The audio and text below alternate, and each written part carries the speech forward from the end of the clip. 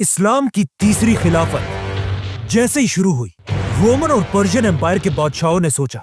کہ اب یہی وقت ہے مسلمانوں کی کمر توڑنے کا اور ان سارے علاقوں کو مسلمانوں سے واپس چھیننے کا جنہیں حضرت عمر نے ان امپائر سے فتح کیا تھا، کیونکہ ان بادشاہوں کا یہ خیال تھا کہ مسلمانوں کی یہ خلافت صرف حضرت عمر کی طاقت سے بنی تھی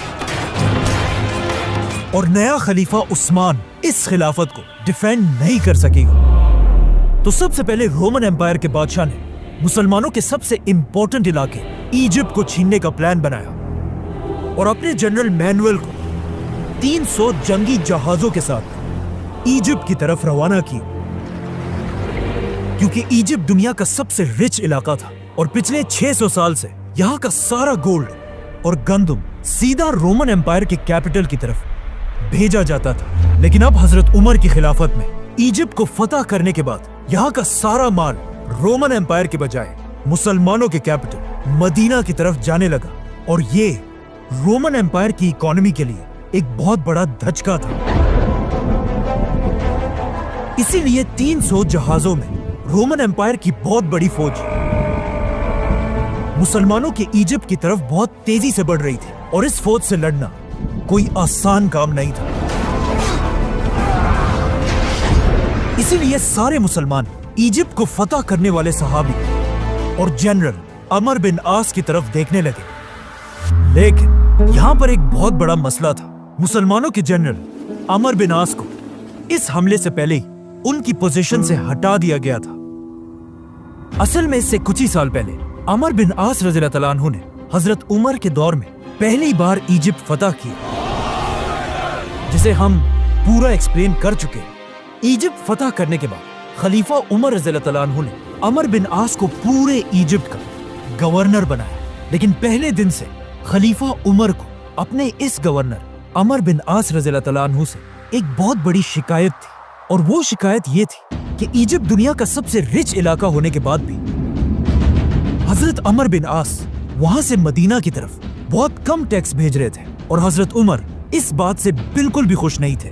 بٹ اس سب کے بعد بھی حضرت عمر نے اپنی خلافت کے آخری دن تک عمر بن عاص کو ان کی پوزیشن سے نہیں ہٹایا۔ لیکن جیسے ہی حضرت عثمان کی خلافت شروع ہوئی، ان کی پرسنالٹی حضرت عمر سے بالکل اپوزٹ تھی، اور بچپن سے ایک بہت بڑا بزنس مین ہونے کی وجہ سے حضرت عثمان کا سارا فوکس اس خلافت کی اکانومی پر تھا، کیونکہ حضرت عثمان کو پتا تھا کہ اب جنگوں سے زیادہ اس خلافت کی اکانومی کو سٹیبل کرنے کی ضرورت ہے۔ اسی لیے خلیفہ بنتے ہی حضرت عثمان نے سب سے پہلے ایجپٹ کے گورنر عمر بن عاص کو اپنے پاس بلایا اور ان سے پوچھا کہ عمر، کیا وجہ ہے کہ تم ایجپٹ جیسے رچ علاقے سے مدینہ کی طرف اتنا تھوڑا سا ٹیکس بھیج رہے ہو؟ ناؤ عمر بن عاص کوئی عام انسان نہیں تھا، وہ ہمیشہ سے ہی اپنے زبردست بولنے کے انداز کی وجہ سے پورے عرب میں مشہور تھے۔ اسی لیے انہوں نے حضرت عثمان کے سوال کا بہت ہی یونیک جواب دیا کہ یا امیر المومنین، اونٹنی اتنا ہی دودھ دے رہی ہے جتنا وہ دے سکتی ہے، مطلب ایجپٹ کی عوام جتنا ٹیکس مدینہ بھیج سکتی ہے اتنا ہی بھیج رہی ہے۔ یہ سن کر خلیفہ عثمان نے عمر بن عاص کو حکم دیا کہ آج کے بعد تمہیں ایجپٹ جانے کی اجازت نہیں ہے، کیونکہ اب تم مصر کے گورنر نہیں رہے، اور ان کی جگہ خلیفہ عثمان نے ایک چھوٹے گورنر عبداللہ بن سعد بن ابی سرا کو پورے ایجپٹ کا گورنر بنایا، جو حضرت عثمان کے کزن اور رضائی بھائی بھی تھے، اور ان کا تعلق بھی حضرت عثمان کی طرح بنو امیہ سے تھا۔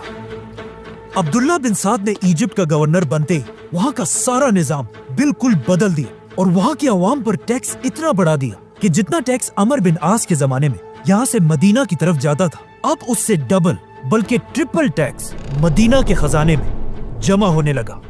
یہ سن کر حضرت عثمان نے ایک بار پھر عمر بن عاص کو اپنے پاس بلایا اور انہیں کہا کہ عمر، کیا تم جانتے ہو اونٹنیاں تمہارے بعد بہت زیادہ دودھ دینے لگی ہیں؟ مطلب ایجپٹ سے مدینہ کی طرف ٹیکس بہت زیادہ بڑھ چکا ہے۔ یہ سن کر عمر بن عاص نے کہا کہ یس، یہ بات بالکل صحیح ہے، لیکن اونٹنیاں دودھ تو زیادہ دے رہی ہیں، لیکن ان اونٹنیوں کے بچے مر رہے ہیں۔ مطلب نئے گورنر عبداللہ بن سعد نے جو ٹیکسز وہاں کے لوگوں پر لگائے ہیں وہ ایجپٹ کی عوام پر ایک بہت بڑا ظلم ہے، اور یہ بات بالکل صحیح تھی، کیونکہ عبداللہ بن سعد کے ان نئے ٹیکسز نے ایجپٹ کی عوام کو اتنا تنگ کر دیا تھا کہ آہستہ آہستہ ایجپٹ کے لوگ مسلمانوں کی اس خلافت سے نفرت کرنے لگے، اور وہاں کے لوگ پہلی بار یہ سوچنے لگے کہ کس طرح مسلمانوں کی اس خلافت سے اپنی جان چھڑائیں۔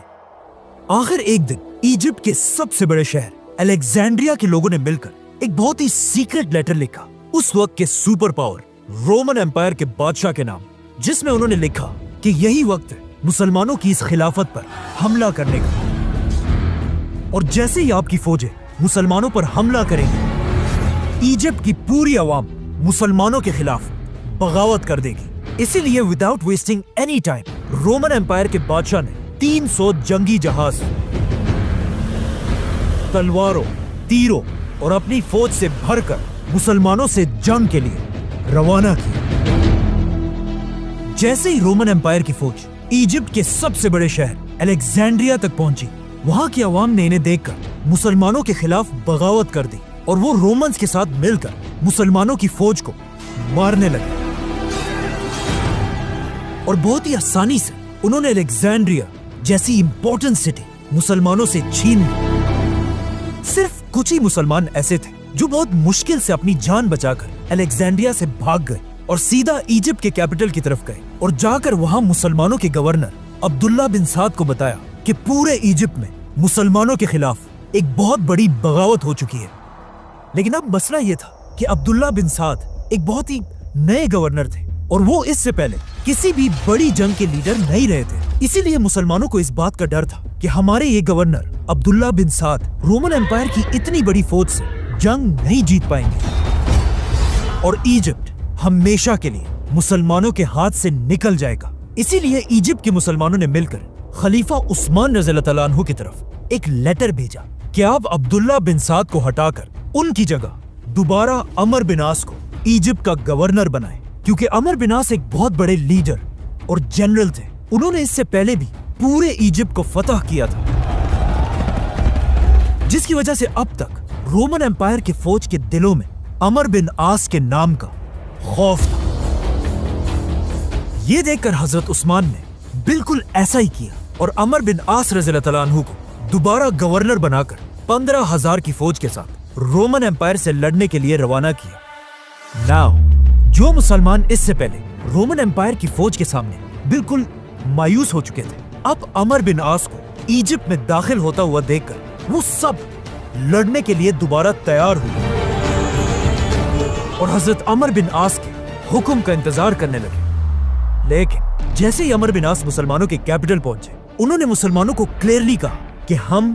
جنگ نہیں لڑیں گے، کیونکہ انہیں پتا تھا کہ ایجپٹ کی عوام نے صرف اور صرف عبداللہ بن سعد کے سخت ٹیکسوں کی وجہ سے مسلمانوں کے خلاف بغاوت کی ہے۔ اس کے علاوہ انہیں مسلمانوں سے کوئی شکایت نہیں ہے، اور یہاں کی عوام بالکل بھول چکی ہے کہ اصل میں رومن امپائر کتنی ظالم امپائر ہے۔ عمر بن عاص رضی اللہ تعالیٰ عنہ مسلمانوں کو سمجھانے لگے کہ جب ایجپٹ کی عوام رومن امپائر کے ظلم کو دیکھے گی، وہ خود بخود ان کے خلاف ہو جائیں گے، اور ہم جنگ کے بغیر ہی جیت جائیں گے۔ جو حضرت عمر بن عاص نے کہا تھا ایگزیکٹلی ایسا ہی ہوا۔ رومن امپائر ایجپٹ پر حملے کے بعد یہاں کے ہزاروں انیسنٹ لوگوں کو مارنے لگی، ان کے دکانوں اور گھروں کو لوٹنے لگی، اور ایون ان کی عورتوں اور بچوں کو بھی نہیں چھوڑا۔ اسی طرح ظلم کرتے ہوئے جیسے ہی رومن امپائر کی فوج مسلمانوں کے کیپٹل کے قریب پہنچی، وہ اس وقت تک یہاں کی عوام پر اتنا ظلم کر چکی تھی کہ اب حالات بالکل بدل چکے تھے۔ مطلب ایجپٹ کی ساری عوام رومن امپائر کو چھوڑ کر مسلمانوں کے ساتھ مل چکی تھی۔ یہ دیکھ کر عمر بن عاص نے فائنلی مسلمانوں کو حملے کا حکم دیا، اور آخر ایک بہت خطرناک جنگ کے بعد مسلمان یہ جنگ جیت گئے،